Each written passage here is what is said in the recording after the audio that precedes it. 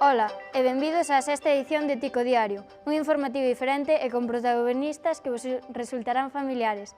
É mércores 11 de abril e comezamos coa noticia da semana, da man da nosa compañeira Andrea Méndez. Bos días, Andrea, que nos traes hoxe? Bos días, Rosalía, pois verás, hoxe imos amosarvos como vestían os nosos antepasados, en concreto que roupa usaban os lucenses de hai un século os domingos e días de feira. Isto é posible grazas a unha interesante exposición que poderemos ver ata o 1 de abril en Lugo. Pero o mellor é que participedes na visita guiada que vos propoñemos no seguinte vídeo. Aí o tedes o refaixo de la tricolor e unha baixeira. Hai prendas que nos amosan como nos vestíamos hai centos de anos. Estes traxes proveñen de varios concellos da provincia de Lugo. Este traxe, ademais, creo que é dos que puxemos na exposición na cartela, que é de Castro de Riberas de Lea, porque é unha sorte, foi unha sorte xa no seu momento, atopar dúas pezas tan importantes como é a lensa e a baixeira na mesma casa. Eso xa non é o normal, digamos, non? Pero, ademais de todo, logo apareceu o que é o refaixo de lá, que ademais de ser antigo é fermosísimo. Agora podemos coñecelos grazas a esta exposición na Capela de Santa María e o intenso traballo de fondo do colectivo lucense Traxandaina, que porta a porta foi recollendoas polas huchas das casas da provincia. Entón empezaste a preguntar pois como vestían, como iban, e vainos levando a primeiro a conectar con xente que levaba 30 e 40 anos xa estudiando este tipo de traxes. Con motivo esta fin de semana dos Días Europeos da Artesanía, arrancou a primeira das visitas guiadas que a Deputación, a través do Centrad, organizará ata o 1 de xullo para divulgar este proxecto. Todo sería do camiño primitivo da exposición que fixemos. Estou descubrindo porque, claro, hai moitas cousas, porque eu non me documentei, o sea, o que me contaban meus pais, miña abuela e cousas así, pero despois, eu, por exemplo, os mandiles, eses que están na cabeza, na miña aldea teñen outra historia. Pódense ver mantís, mantelas, refaixos e ata ourivería típica galega, un proxecto único que ve a luz tras anos de traballo e que vén de recibir o selo do Ano Europeo do Patrimonio. Chegar aquí, que naide pense que foi un camiño de rosas. Había moitas espiñas no camiño e gracias a Pilar García Porto en esta ocasión foi posible montar esta exposición. Os interesados en participar nestas visitas programadas para os vindeiros meses deben inscribirse no formulario que está dispoñible na web da Deputación. Pois aí queda a noticia esta semana. Trasladámonos agora a Fonsagrada. Ali está a nosa corresponsal, Zenaida Jorda. Zenaida, hola, por que estás hoxe aí? Ola a todos e todas, pois veredes, atópome no Concello da Fonsagrada, en plena montaña de Lugo. Aquí ven de celebrarse a Ruta dos Lobos. Trátase dunha proba cicloturista na que participaron deportistas de toda Galicia, Asturias e León. O bo tempo contribuíu ao éxito desta edición. Nos fixemos unha ampla cobertura que recollemos nesta reportaxe.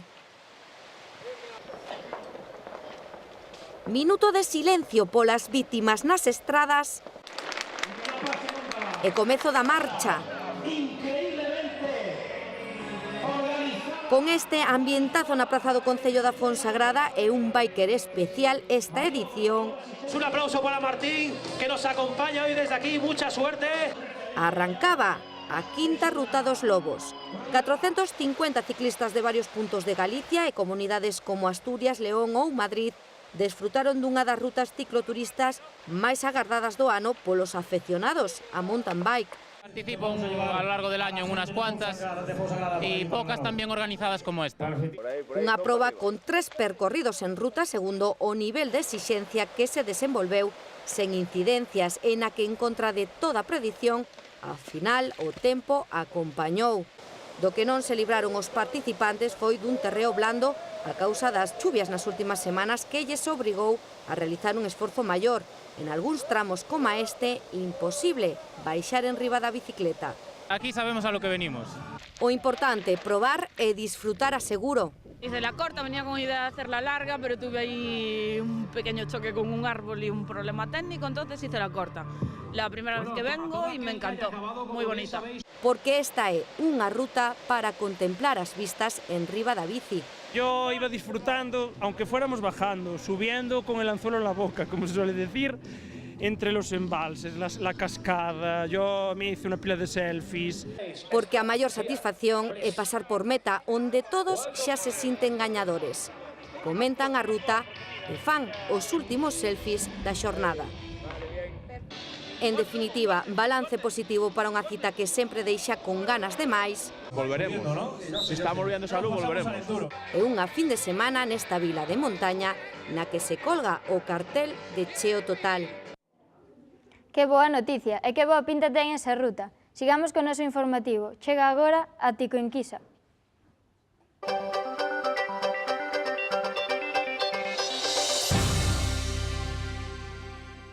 Ola a todos e a todas. Hoxe estou rodeada de compañeiros e aí voulle facer unha pregunta.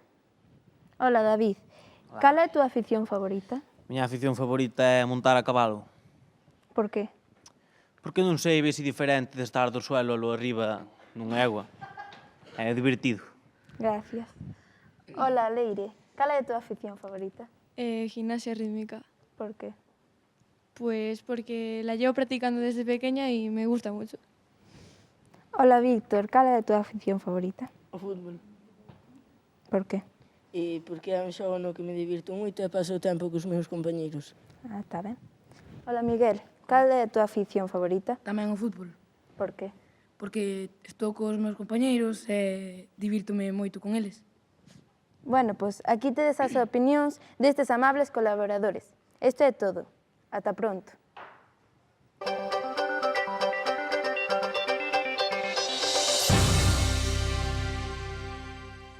Ata aquí a actualidade. Así despedímonos hoxe con este Tico Diario. Moitas grazas aos participantes do Días da Terra Xaxo e Trapero Pardo de Castro de Rei pola súa colaboración, así como a todos os que fixeron posible facer este programa. Imos agora coa información do tempo.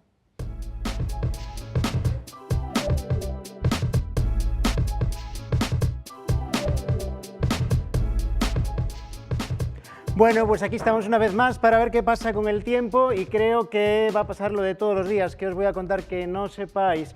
Aquí tenemos a nuestra querida nube, que da vueltas una vez más por Europa y parece que se va acercando peligrosamente otra vez hacia Galicia y hacia Castro. Después de 825 días lloviendo parece que por fin vamos a ver un poquito la luz, pero no os creáis nada de lo que os estoy contando porque nunca funciona. Si aquí mis compañeros, eso es, parece que efectivamente por la zona norte tendremos un poquito de sol, saldrá un poquito de sol también por allá, pero en nuestra zona de Castro pues parece que seguiremos viendo nieblas como todos los días, o sea que no veremos absolutamente nada. Y aquí nos vamos acercando ya un poquito más y parece que sí, efectivamente el sol intentará salir por el sur de la provincia, lo conseguirá por el norte y parece que no va a conseguir nada por la zona centro. Bueno, pues realmente no tengo muchas novedades que contaros por hoy. Espero que paséis un buen día y que disfrutéis mucho de este sol de aquí arriba.